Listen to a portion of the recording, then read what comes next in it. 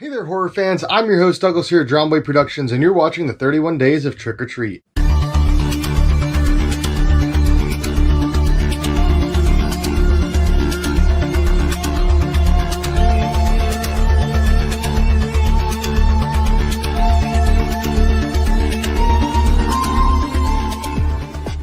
For the 31 Days of Trick or Treat, we're taking a look at a different Trick or Treat Studios product every single day for 31 days, starting on Halloween, ending December 1st. And we're nearing the end of the event because today we're entering the 4th week of the 31 Days of Trick or Treat. So far during this event, we've looked at some of the coolest horror replicas that Trick or Treat Studios has to offer, but today we're going to be taking a look at an original piece. The mask we're going to be taking a look at today is the Ghoul mask by Trick or Treat Studios. Even though Trick or Treat Studios does offer some really cool replicas, they also have some really cool official designs as well that have nothing to do with any kind of movie franchise. This is the kind of mask you'd be looking for if you just wanted to be some kind of crazy monster. You didn't want to be Michael Myers or Freddy or Jason or something simple like that. You want to go with something a bit more eccentric. Or hey, if you're just a mask collector who loves vintage style masks, this definitely has that vibe.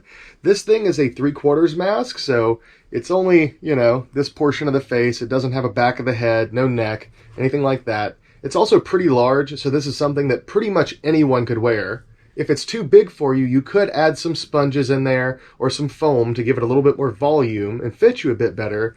But overall, I think the elastic strap will make it fit you pretty well. This thing is just so damn cool. So much amazing texture all over this piece.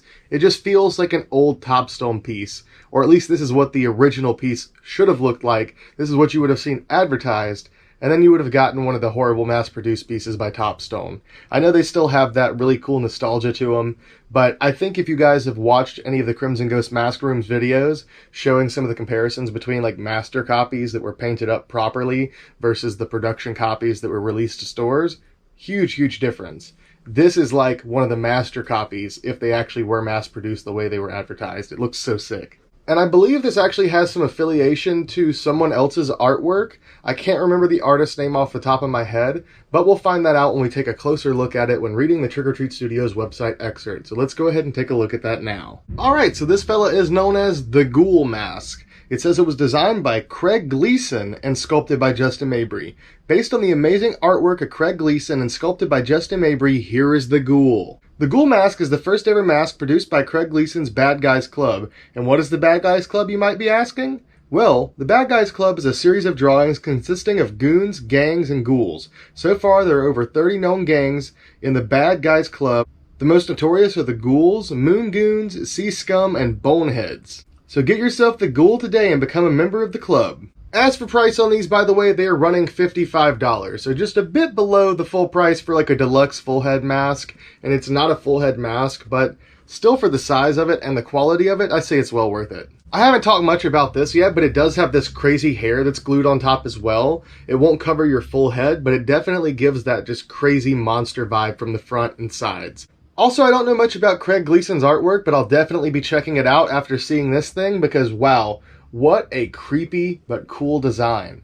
This thing has been sitting around in my buddy Gavin's garage for quite a while, and I didn't even know that this was the original stock paint job. You guys can't see it well right now during this lighting, but I'll give you guys some nice natural shots of it. But yeah, I didn't know if it was a stock copy because it was painted so well, but there were also some really odd choices, like yellow that was just painted over these veins here that was put on very heavily, so it kind of like overlaps the rest of the paint job. It looks like something that would have been done out of like a lower production quality mask, but it may have been done on this intentionally to create that style. But yet again, looking at it, I didn't know if it was original or if that was added after the fact, but it looks really cool. He's got these crazy red eyes and red teeth that are like overbite fangs, and also he looks pretty goofy if you give him a crazier overbite.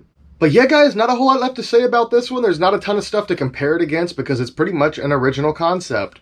But if you guys are looking for just a really cool monster mask, maybe you want to build off of this and make it a full creature, this is a great place to start. And if you want to pick one up yourself, you can get it directly from Trick or Treat Studios or from one of the plethora of retailers that they work with. I hope you guys enjoyed today's video and the rest of the videos in the 31 Days of Trick or Treat. I love you all. Thank you for watching and see you next time.